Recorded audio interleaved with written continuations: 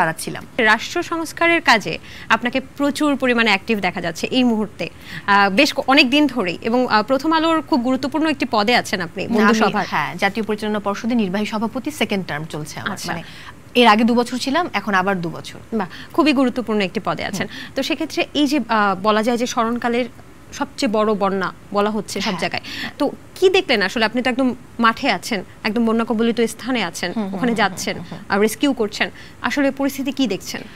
একটু যদি বলি, মানে এখন খুব সরব ব্যাপারটা এমন না। আমি কিন্তু মানে 14 বছর বা 15 বছর ধরে সংগঠন করি। তো সেই জায়গায় আমি তখন থেকেই সামাজিক কর্মকাণ্ড করি, মানে যখন আমি উপস্থাপক না তার আগে থেকে আমি সামাজিক কার্যক্রম করি, এবং এই মাঠে নেমেই করি। যে হ্যাঁ, ডেঙ্গু নিধন বলেন, শীতবস্ত্র বিতরণ বলেন, মানে আমাদের বন্ধু সবার যারা বন্ধুরা আছেন প্রত্যেকেই কাজগুলো করেন, শুধু আমি না। সো এরা খুব অ্যাক্টিভ বন্ধু, এবং আমাদের প্রত্যন্ত অঞ্চলের বন্ধুরা দুর্দান্ত। মানে বন্যার প্রথম দিনই কিন্তু আমাদের চট্টগ্রামের বন্ধুরা চলে এসছে রেস্কিউ করার জন্য। আমরা কিন্তু রেস্কিউ করতে পারিনি। আমরা গেছি, আমাদের প্রথমে প্ল্যানিং ছিল যে আমরা একদিনে লক্ষ্মীপুর, নোয়াখালী, ফেনী কভার করব, কিন্তু আমাদের 3 দিন লেগে গেছে, আমরা সেটা পারিনি। লক্ষ্মীপুরে তখন অবস্থা মোটামুটি, আমরা 23 তারিখ ভোরে মানে 23 তারিখে রওনা করেছিলাম। ভোরে আমরা রওনা দিতে পারিনি, কারণ আমাদের প্যাকিংয়ের সময় লেগে গেছিল। সো আমরা সকালের মধ্যে প্যাকিংটা কমপ্লিট করতে পারিনি। তারপর আমাদেরকে আবার নারায়ণগঞ্জ থেকে কিছু স্যানিটারি ন্যাপকিন তুলতে হয়েছে, তো ওইখানে একটা সময় নষ্ট হয়েছে। এবং আমরা চাঁদপুর, মতলব হয়ে ঘুরে গেছি, কারণ সরাসরি তখন যাওয়া যেত না। তো যখন আমরা লক্ষ্মীপুর শেষ করে নোয়াখালী যাব, তখন কিন্তু ওখানে প্রায় কোমর পানির নিচে, বা কোমর পানি। আপনি নিজে পানিতে নামছেন? হ্যাঁ, খুব স্বাভাবিক ব্যাপার, নামতে তো হবেই। এন্ড আমি কিন্তু সাঁতার জানি না, বাই দ্য ওয়ে। সো তারপর তখন আমরা তো লাইফ জ্যাকেট নিয়ে গেছি। তো তখন অনেক রাত, তখন কত 1:30 না 12:30 পৌনে 1 এরকম বাজে।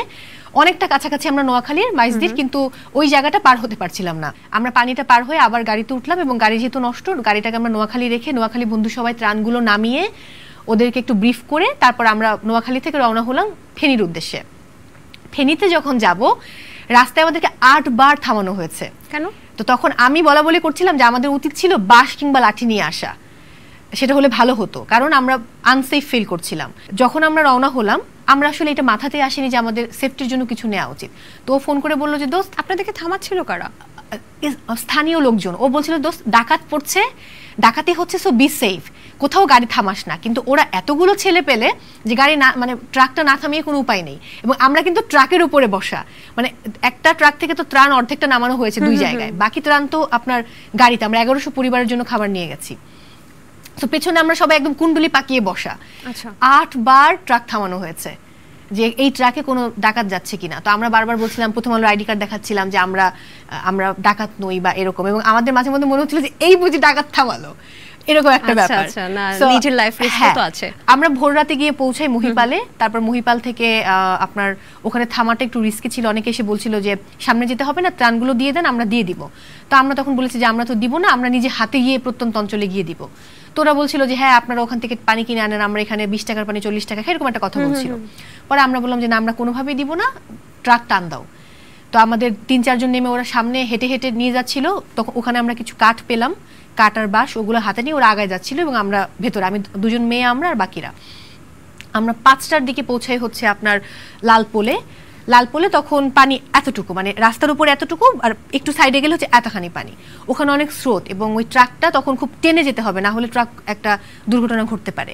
লালপোলে গিয়ে আমরা কোনো পাচ্ছিলাম না, কোনো ট্রলার নেই বা কোনো বোট নেই। তখন আমাদের 2 জন বন্ধু গলা পানিতে করে ওরা ভেতরে গেল গ্রামের, গিয়ে আর আসে না। আমরা তো ভয় পেয়ে গেছি যে যদি কারো কিছু হয়ে যায়, জবাবদিহি তো আমাদেরকে করতে হবে। তখন আমাদের প্রেসিডেন্ট জাফর সাদিক, উনি নিজেই হাঁটা শুরু করলেন পানির মধ্যে, গলা পানিতে। উনি গিয়ে কোত্থেকে যেন একটা নষ্ট ইঞ্জিনের বোট নিয়ে এলেন।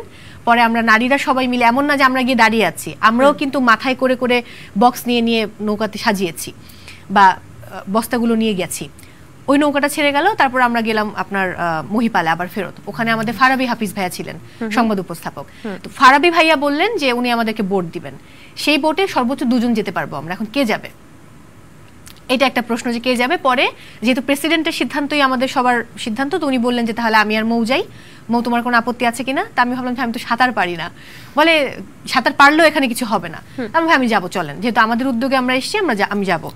তো আমি আর আমার প্রেসিডেন্ট হচ্ছে চলে গেলাম আপনার, আমরা গিয়েছি ওই জায়গাগুলোর নাম শ্রীপুর, তারপর হচ্ছে আপনার ওটাকে কি বলে, দাঁড়ান, আমি সবগুলো নাম এখন মনে করাটা খুব কঠিন। ফেনীর কথা বলছি। ফেনীতে আমরা শ্রীপুরে গেছি, তারপরে ভালুকিয়া একটা জায়গার নাম, এরপরে ওখানে সোনাগাছিতে গেছে আমাদের আরো 3 জন বন্ধু। আর আমি পুরো সবগুলো কি একটা ভুইয়াহাটের আগে আরেকটা হাট আছে, ওইখানে গেছি। মানে অনেকগুলো এলাকা তো, সবগুলো আপনার শিলুয়া নামে একটা জায়গা আছে, মানে এরকম বেশ কিছু বিভিন্ন বন্যপ্রবলিত স্থানে আপনি গিয়েছেন। আর ওখানে আমাদের বোটে 3 জন আরো স্থানীয় লোক ছিল, তার মধ্যে একজনের ফ্যামিলিকে আমরা রেস্কিউ করতে পেরেছিলাম। বাট বাকি যে 2 জন এরা কোনোভাবে না দিক খুঁজে পাচ্ছিল না, কিন্তু আমরা 7 ঘন্টা বোটে ছিলাম।